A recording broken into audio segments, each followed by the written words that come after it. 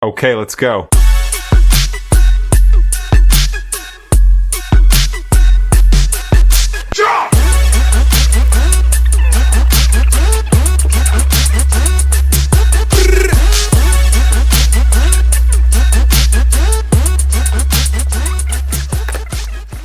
First 2 hours I was down. I think this is because I didn't expect it. Certainly not the way it went. The committee of sanctions was 3 times together in the period, the Lesotho game, and 2 weeks ago. They were 3 times together, and 3 times South Africa was not mentioned.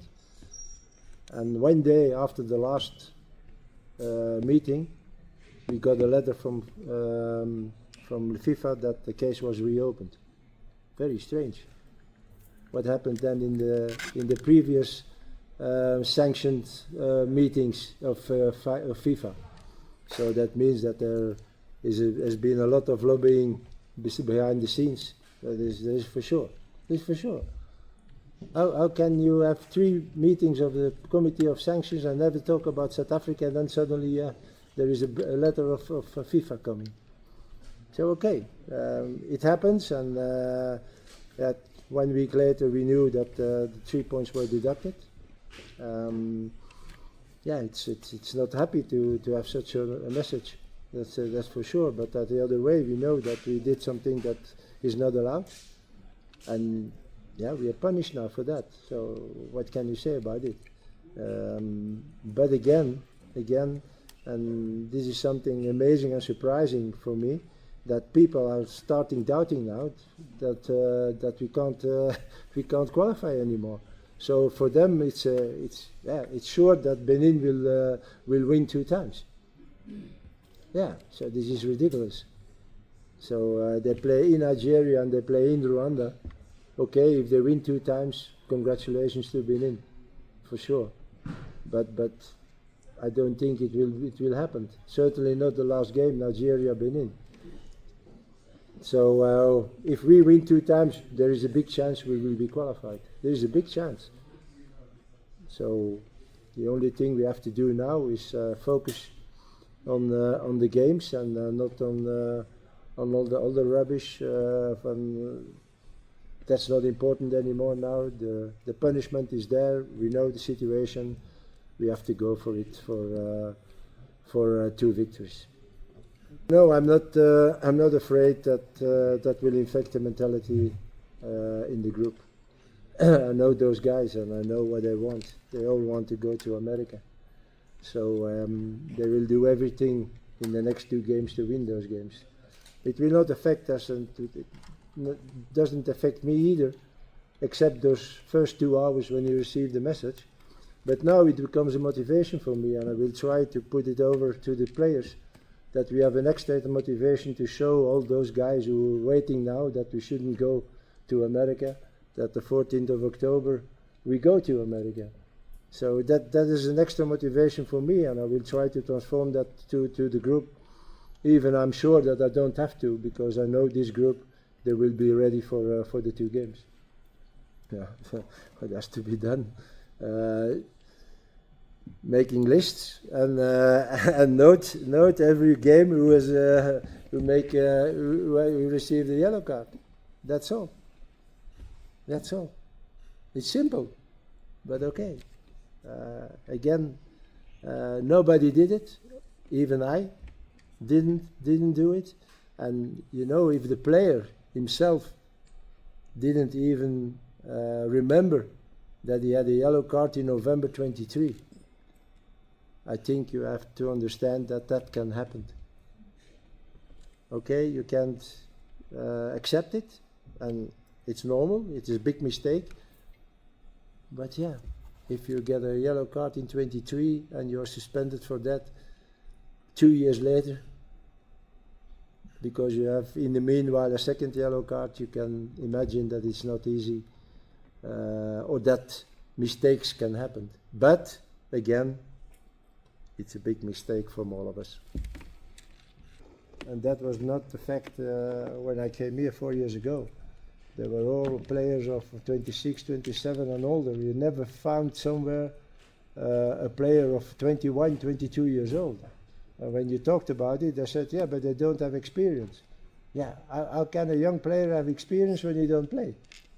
And I think I can say that maybe it's a little bit because of me, that also in the clubs, coaches started to put younger players. And you see now in every team, you find young players. And this is what it has to be. They give them the chance, and okay, if they can make it, they can make it, because they don't have enough quality. But if you see all those young players who are coming now in the national team, that is because they got the confidence of the coach, the confidence of the club. They give them chances. So again, if Kosovo will be handled in a more serious way, I doubt about it, because yes, then the clubs have to release their players on a bad moment in pre-season. But yeah, it helped a little bit. There are players now who are coming in the national team who played Kosovo before. I think everybody knows that should happen again. You don't have to tell that. You don't have to tell that. So and it will not happen anymore. That is for sure. You see, Nkosinathi is suspended. We all knew it. And yeah, but it's okay. It's a good lesson. It has been. It's been a very good lesson for everyone. Now we have maybe 25 people in SAFA and in my staff who have a little list with, oh yeah, yellow cards. It will not happen again. Also me, I have a list now. So let's hope that with the deduction of 3 points, that is what it is, and that we don't miss America for that. You know, Sibisi is with us from the beginning. And you can always count on him. The games he played, he always played good. Look at the games against the last games in June. Yeah. Secondly, he's very important for the group. He's also a guy that trains good. They have respect for him in the group, the younger players. He's not a big mouth, certainly not, but he's very important for the atmosphere in the group. And he didn't play so much the last weeks because he came from an injury. And it's not a reason for me to drop him. Okay, when that goes on in the future, that's another thing. But now we played a few games, still a few games with Pirates. Last, not this week, but the game before, he played all the game. So it's not a problem for me for the moment to keep him with the team. And again, he's a guy, I have confidence in him. He's a fantastic mentality, and he's also a good player. So he's on the bench. You need him, okay. You don't be worried about him. He makes his game like he has to do.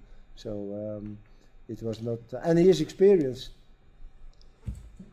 We don't have so much experienced defenders anymore for the moment. Certainly not in the central defending. So, okay, very good. If I should say no, we don't have an advantage, I should lie.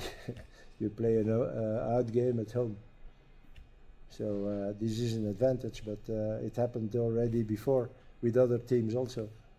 So yeah, I think, and I said it already in the past, that CAF and FIFA, there has to make a rule that before the qualifiers starting, that every team has to tell where he plays.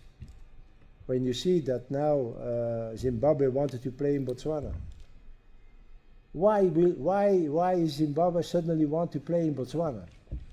I know it and you know it also. So this is not normal. They play all their games, out games, here in South Africa. Okay, you play against South Africa, you play in South Africa. But I see regularly teams who are changing suddenly from country. Liberia played in Morocco, and when we played in Liberia, we had to go to Liberia. We played in Ethiopia. When Ghana had to play in Ethiopia, they could play here against Ethiopia. So there's always something happening, and that has to be a rule. Okay, you don't have a stadium conform FIFA rules. That is not a problem. But tell me where you are going to play. Not the stadium, but the country. So if Zimbabwe played in Durban and then a game in Bombela and then another game in Polokwane, okay. But they play in South Africa. But not playing 4 games in South Africa and the 5th game because of now we're going to play against South Africa and in Botswana. Nah, that is not. So again, to come back to your answer, it's an advantage for us, certainly, that we can play at home. But that doesn't mean that this game against Zimbabwe suddenly became easy. We know Zimbabwe, it's not the first time we played against them. They are always there in qualifiers, and they will be there also in AFCON. So always tough games. We win, but always tough. So we know what we can expect. I think we don't have to look, in first instance, not to much to look to goal differences. Just try to win the game.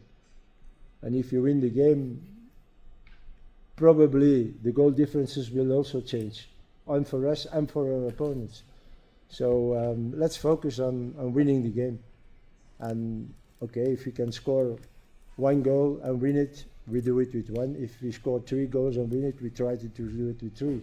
But I don't think we have to look for goals and goals and goals, because then it can become dangerous for us, because you are too much focused on scoring goals, and maybe you give at that moment space and opportunities to your opponent. And this is something we don't have to do. I can tell you, if you want, 10 other names. Why is he not with the national team? I said, those are choices you made. And the choices sometimes are difficult to understand for you. But I make the example here, why Moremi? Moremi is in the shape of his life. He scores, he has confidence. So you drop another player because you want Moremi. And this is also with other choices I make.